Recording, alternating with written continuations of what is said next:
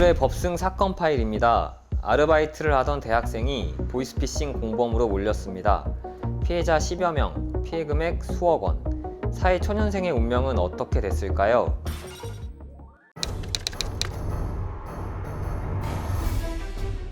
안녕하세요. 법무법인 법승의 양원준 변호사입니다.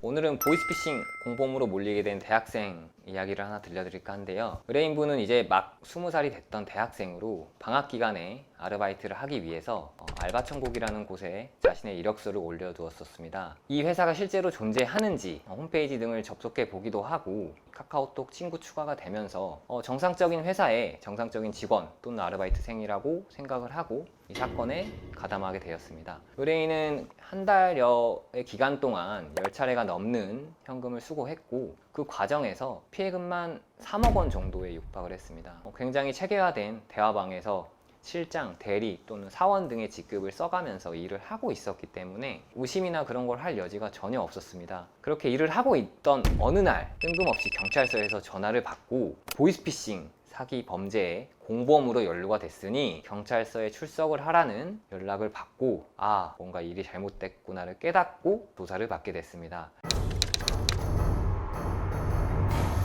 의뢰인에게 적용된 혐의는 통상적으로 사기죄 또는 사기미스죄가 적용이 되는데요. 그뿐만 아니라 은행 명의의 완납증명서 또는 금융감독원 등을 사칭하는 증명서 등을 건네주기 때문에 사문서 및 공문서 위조 및 위조 사문서 행사죄가 추가가 돼서 총 6개의 혐의가 적용이 된 상태로 재판을 받게 됐습니다. 보통의 경우라면 구속이 불가피한 사안이었는데요. 의뢰인분은 결국에는 무죄를 받게 됐습니다. 어떻게 됐는지 지금부터 같이 살펴보도록 하겠습니다. 의뢰인이 처음에 아르바이트 면접을 비대면으로 보게 됐는데 채용을 담당했던 인사 담당자가 링크를 하나 보내줬습니다. 그 링크에 접속을 해서 다운을 받으면 악성 코드에 감염이 돼서 가짜 홈페이지에 접속을 하게 되는데요. 회사의 대리, 실장 등을 지칭하는 대화방을 통해서 업무가 체계적으로 조직화되기도 했었고 의뢰인에게 항상 사원님이라는 호칭을 쓰면서 너무나 열심히 하신다, 승진시켜 드리겠다, 곧 있으면 연차를 주겠다, 이제 아르바이트를 너무나 좋은 곳에서 하고 있구나 라는 인식을 느끼게끔 현혹이 됐었기 때문에 결국에는 본인이 믿었던 대화방의 대화들로 인해서 사기범들과 공모를 했다라는 공범으로 연루가 되는 아이러니한 상황이 발생하게 된 것입니다. 사기죄의 무죄를 다투는 경우에 가장 큰 쟁점이 되는 건 무엇일까요? 결국에는 편취의 범위가 있었느냐, 즉 사기의 고의가 있었느냐가 가장 큰 쟁점이자 거의 유일한 쟁점입니다. 저희는 일단 피해자들을 증인으로 불러서 실제 의뢰인이 피해자분들에게 자신의 번호를 직접 건네주기도 하고 사진 촬영에 응해주기도 하였습니다. 피해자들의 증언을 통해서 생생하게 현출이 될 수 있도록 노력을 하였고요. 그 밖에도 피고인이 이동 간에 택시를 자신 명의의 체크카드로 결제를 해서 그러한 내역이 모두 남아 있었던 점이나 공인된 구직 사이트인 알바천국 같은 곳에서 이력서를 올리고 일을 구하였기 때문에 정상적인 채용 절차를 거쳤다고 믿을 수밖에 없었던 점, 저명한 회사에서 보내준 링크에 접속을 했더니 그 회사 실제 홈페이지에 들어가게 됐고 실제로 존재하는 회사라고 확인이 됐고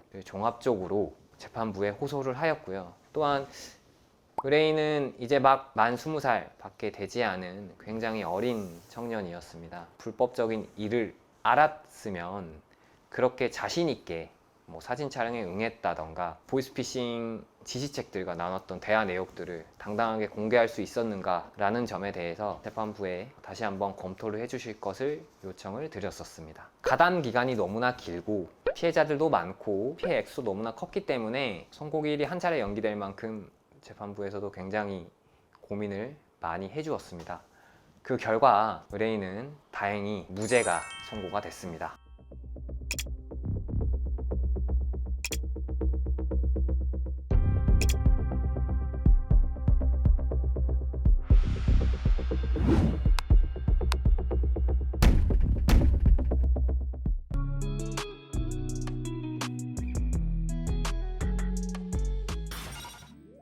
네, 다행히 의뢰인분은 보이스피싱 범죄에 대해서는 무죄를 선고받았지만 아직도 많은 분들이 억울하게 처벌을 당하고 있습니다. 보이스피싱 범죄에 연루되지 않으려면 어떻게 해야 될까요?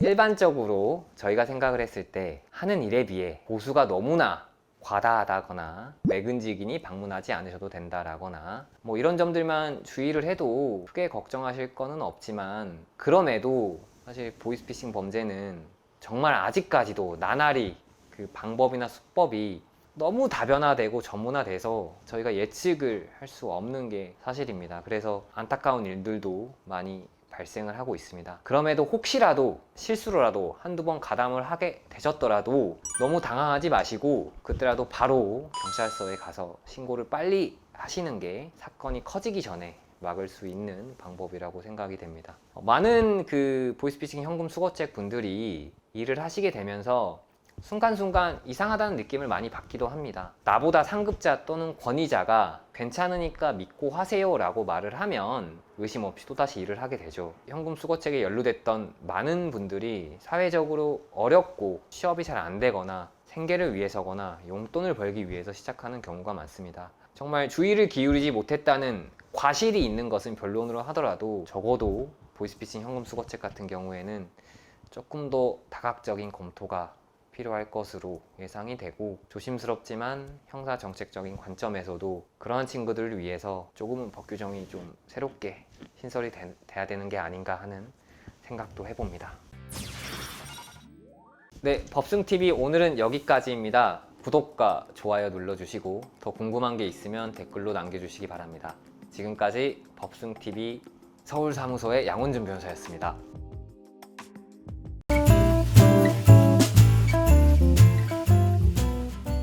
오늘의 사건 파일입니다. 정상적인 절차를 거쳐 취업에 성공한 의뢰인이 보이스피싱 공범으로 재판을 받게 되었습니다. 유죄가 인정될 경우 피해배상까지 해야 하는 상황. 과연 결과는 어떻게 됐을까요? 안녕하세요. 법승 사건 파일 김범선 변호사입니다. 보이스피싱 범죄에 연루가 되어서 공범이 인정될 경우에는 많은 사례에서 실형을 선고받습니다. 보이스피싱 공범에 연루되었다면 과연 어떻게 대응을 해야 할까요? 오늘 소개해드릴 의뢰인은 보이스피싱 공범에 억울하게 연루되었다고 해서 본인의 무혐의를 다투고 있는 상황이었습니다. 이 사건과 관련된 일들을 할 당시에는 전혀 보이스피싱과 관련된 일이라고는 의심조차 하지 못했다는 부분이고요. 무엇보다 본인을 채용한 회사가 돈을 받는 일은 이 채권 주심의 일환이라고 설명을 했을 뿐만 아니라 한 달 뒤에는 정식으로 근로계약서를 체결을 하고 또한 4대 보험도 넣어주며 정식 직원으로 채용을 해주겠다라는 설명을 들었기 때문에 우리 의뢰인 입장에서는 그 회사를 믿을 수밖에 없었습니다. 그러다가 이제 우연하게 보이스피싱과 관련된 기사를 접하게 되면서 이러한 사정들을 가족들과 그리고 여자친구와 논의한 끝에 이것이 보이스피싱과 연루된 일이라고 의심을 하게 되고 더 이상 일을 하지 않겠다라는 의사를 회사에게 전달을 하고 바로 그만두었습니다. 일단은 현금 전달책의 경우에는 사기죄로 처벌을 받게 되고 현금을 수거하는 역할 뿐만 아니라 회사가 요구하는 그리고 전달해야 하는 일정한 문서를 상대방, 즉 피해자에게 전달하는 경우가 많아서 사문서 위조 및 위조 사문서 행사죄로 추가로 처벌을 받으실 수가 있습니다. 결국 보이스피싱 공범에서 문제가 주요하게 되는 범죄는 사기죄인데요. 사기죄의 성립은 그야말로 가해자가 피해자를 속이는 것입니다. 기망행위라고 하는데요. 이런 사기죄로 혐의가 인정되어서 처벌받게 되는 경우에는 10년 이하의 징역 또는 2천만 원 이하의 벌금에 처하게 됩니다. 특히나 이런 사기죄 이외에도 사문서 위조 및 위조 사문서 행사죄가 같이 문제가 될 경우에는 실질적으로 수사기관에서는 가해자가 조금만 더 이 문서를 구체적으로 살펴봤으면 충분히 이상함을 느끼고 수사기관에 신고할 수 있었는데 그것을 몰랐다라고 하는 게 말이 되느냐, 이런 식으로 추구하는 경우가 많습니다. 실제 재판부에서도 사기와 사문서 위조 사문서 행사가 함께 문제가 되는 경우에는 유죄가 더 나올 확률이 높습니다. 보이스피싱 범죄에서 무죄를 선고받기란 매우 어려운 게 현실인데요. 이 사건에서 본 변호인은 우리 의뢰인이 미필적인 고의조차 가질 수 없었음을 적극적으로 피력했습니다. 여기서 미필적 고의란 범죄 사실의 가능성을 예상했음에도 이를 용납했을 경우를 말을 하는데요. 그러니까 쉽게 말을 해서 이게 보이스피싱일지도 모른다라는 의심을 했음에도 불구하고 범행을 이어나갔다면 미필적 고의로 죄가 인정될 수 있는 것입니다. 그런데 우리 의뢰인은 일단은 정상적인 어떤 인터넷 구직 채용 사이트를 통해서 면접 합격 통보까지 받았던 사정을 적극적으로 피력을 했고요. 합격한 이후에도 사이트를 방문을 해서 실제로 이 회사가 존재하고 있고 어디에 위치하고 있으며 담당자의 이름까지도 확인을 했다는 부분을 적극적으로 강조를 했습니다. 네, 형사사건으로 이제 기소가 되는 경우에 법원 단계에서 무죄를 받는 것은 매우 어렵습니다. 검사가 기소하는 사건의 약 5%가 채 되지가 않습니다. 그만큼이나 무죄를 받는 것은 매우 어려운데요. 이런 앞서 설명드린 부분들을 잘 정리를 해서 재판부를 설득한 끝에 무죄라는 최상의 결과죠. 최상의 결과를 얻을 수 있었습니다.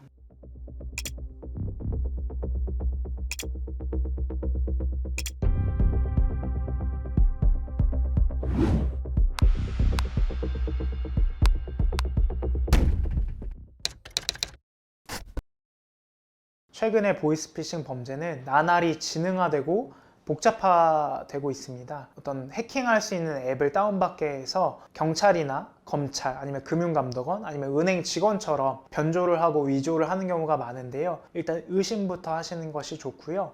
앱이나 이런 것들을 함부로 까시는 것은 좋지 않습니다. 특히나 이제 이런 현금 인출책으로 고액 알바라고 속여서 연루가 되실 경우에는 이런 보이스피싱 범죄에 연루된 것은 아닌가라는 의심을 하셔야만 나중에 억울하게 처벌받으실 수 있는 상황을 미연에 방지하실 수 있습니다. 본인이 하고 있는 일이 조금 의심이 갈 경우에는 미리미리 캡처를 해두시고 정리를 해두시는 게 좋습니다. 후기에 채용 과정에 있어서 통화를 하시게 되는 경우에는 녹취를 하는 것도 하나의 방법이 될 수 있겠습니다. 그래서 이러한 것들을 종합적으로 다 백업을 해두시고 수사기관에 제출하시고 자신의 억울함을 적극적으로 자료로서 입증하는 것이 중요하다고 생각됩니다. 법승TV 오늘은 여기까지입니다. 지금까지 보이스피싱 공범과 관련해서 말씀을 드렸는데요. 이런 보이스피싱 공범과 연루됐을 경우에는 초기 단계에서부터 법률 전문가의 도움을 받아서 대응하는 것이 좋습니다. 보이스피싱 공범과 관련해서 더 궁금한 사항이 있으시면 댓글 남겨주시면 성실하게 답변 드리겠습니다. 지금까지 법무법인 법승 인천사무소 김범선 변호사였습니다.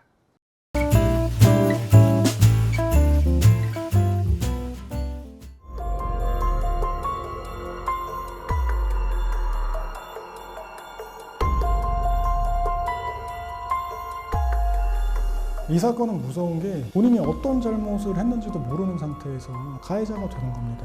거의 대부분 실형이 나오는 무서운 범죄라는 거죠. 이번 법승 사건 파일에서 다룰 사건은 신종 보이스피싱 수법입니다.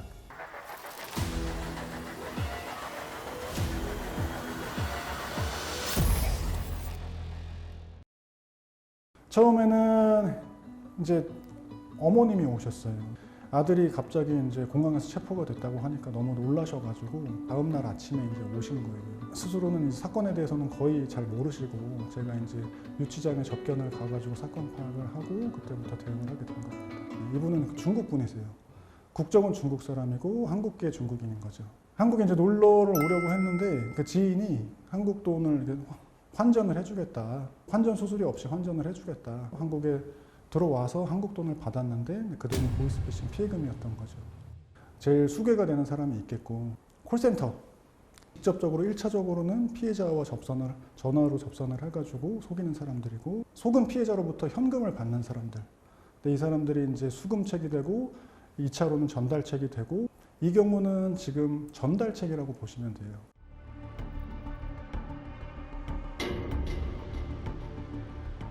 보이스피싱 인출책 전달책의 경우에 적용되는 법조항은 형법이고 법정으로 정해진 형은 10년 이하의 징역 그리고 또 2천만 원 이하의 벌금이에요. 최근에는 실형 1년 6개월부터 시작을 하는 것 같아요. 이게 점점 올라가고 있어요. 초범이어도 실형이 나온다. 이거는 그 법원에서 봤을 때는 굉장히 중하게 본다라는 거거든요. 일단 본인은 몰랐다, 억울하다는 얘기만 계속 하는 거예요. 근데 이제 현장에서 받은 뭐 CCTV라든지 그 정황 증거들은 굉장히 좀 불리한 상황이었습니다. 실제 전달책이었네. 저는 아니라고 생각합니다. 왜냐면은 건실한 사업가고 그리고 뭐 부동산도 사실 뭐 아파트도 여러 채 상가도 소유를 하고 있고 아이들 둘을 자기 혼자 키우고 있었거든요. 근데 그런 사람이 한국에 놀러 오면서 그 환전 수수료 뭐 몇천 원, 몇만 원이나 될까요? 그거를 자기가 이득을 보려고 범죄 행위에 가담을 했다? 저는 그거는 뭐 사실 말이 안 된다고 생각을 해요. 근데 이 사람은 이제 1심에서 징역 1년 6개월이 나왔어요. 이 사건에서는 사실 완전히 자기가 억울하다. 나는 무죄다. 무죄를 주장을 하는 거는 사실은 저는 현명한 생각이 아니라고 생각을 해요. 본인이 잘못했다고 생각하는 부분이 어느 정도는 있지 않느냐.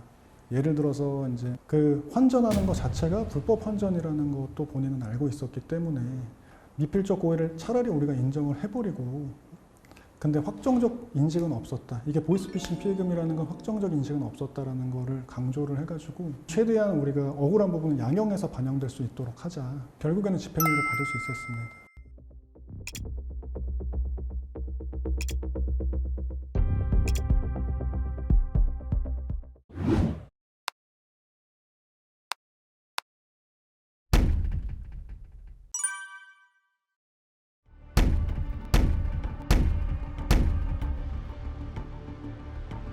대출 빙자해가지고 크카드랑 비밀번호를 보내라고 해가지고 대출을 받을 수 있겠지라고 생각을 해가지고 며칠 기다리고 있으면 이제 은행에서 이제 거래정지 처분이 나왔다고 그래가지고 연락이 오는 거예요. 본인은 피해자인 거죠. 자기가 생각하기엔 피해자라서 이거를 경찰서에 가서 신고를 하려고 하면 경찰서에서는 뭐 워낙에 이런 일들이 많기 때문에 이거는 진짜 피해를 당한 돈을 보낸 사람, 결국엔 그 통장에 돈을 보낸 사람이 신고가 되면은 본인이 이제 보이스피싱의 공범이 될 수 있다. 결과적으로 실형이라는 무서운 결과가 초래될 수 있는 거죠. 드리고 싶은 조언은 첫 번째로는 그 보이스피싱 조직원들이랑 주고받은 대화 내용이 있을 거예요. 그것들을 잘 보관할 수 있도록 해야 돼요. 그게 전부 다 캡처를 하시든 아니면 그 방을 폭파하지 못하도록 조치를 취하면 됩니다. 형사사건에서는 저는 이제 변호인의 조력을 꼭 받을 필요가 있다고 생각이 돼요. 어떤 결론이 날 것이다 라는 부분에 대해서 결과 예측 을 뭐 충분히 할 수 있는 경험과 능력들이 있고 나는 전과자가 되는 건 도저히 못 참겠다 라고 한다면 그 무죄 주장에 대해서 끝까지 함께 할 거니까 그 부분에 대해서 참고하시고 저희 법승을 꼭 찾아주십시오. 또 궁금한 점이 있으시면 댓글로 달아주시면 저희가 답변을 해드리겠습니다. 법무인 법승의 김상수 변호사였습니다. 고맙습니다.